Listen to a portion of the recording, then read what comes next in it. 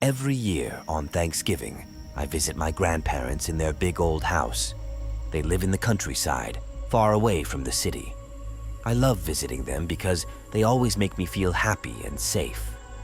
This year, I was especially excited because I was going to help my grandma bake her famous pumpkin pie. I love the smell of cinnamon and nutmeg in the kitchen. As I was helping my grandma, I heard a strange noise coming from upstairs. It sounded like someone was dragging something heavy across the floor.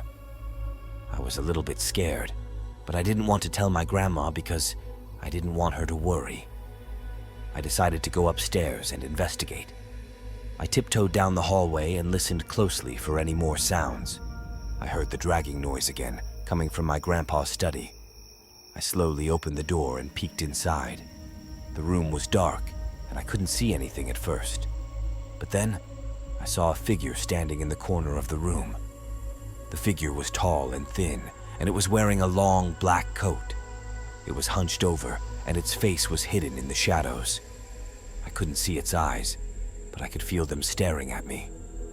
I was so scared that I couldn't move. I just stood there, frozen in place, as the figure slowly turned around to face me. I gasped in horror as I saw its face. It was pale and gaunt, and its eyes were glowing red. It had a long, jagged scar across its forehead, and its mouth was curled into a cruel smile. "Hello, little one," the figure said in a raspy voice. I didn't know what to say. I was too scared to speak. "Come here," the figure said, beckoning me with its hand. I took a step back, shaking my head. "Don't be afraid," the figure said. "I won't hurt you." I didn't believe it, but I was so scared that I didn't know what else to do. I slowly walked towards the figure. As I got closer, I could see that its clothes were tattered and torn. It looked like it had been living in the shadows for a long time. "What are you?" I asked, my voice trembling. The figure chuckled darkly.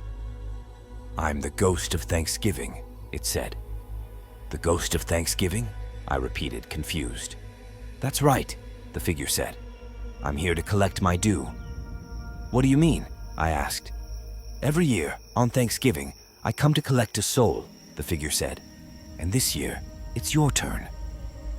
I started to back away, but the figure grabbed my arm. "No, you're not going anywhere," the figure said. "You're mine now." I screamed, but no one could hear me. I was trapped in the study with the ghost of Thanksgiving, and there was no way out. I struggled against the figure's grip, but it was too strong. It dragged me towards a dark corner of the room, where a large black portal was slowly opening. I tried to fight back, but it was no use. The figure was too strong, and I was too weak. I was pulled into the portal, and I screamed as I fell into the darkness.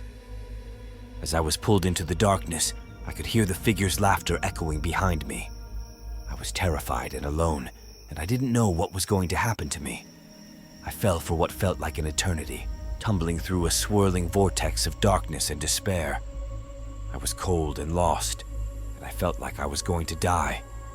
Just when I thought I couldn't take it anymore, I saw a faint light in the distance. It grew brighter and brighter until it was all I could see. I was pulled towards the light, and I felt myself being lifted up. I opened my eyes and saw that I was standing in a beautiful meadow. The sun was shining brightly, and the air was filled with the sweet scent of flowers. I looked around in awe, and I saw that I was surrounded by a group of people. They were all dressed in white robes, and they had kind, gentle faces. "Welcome," one of the people said to me. "You are safe now."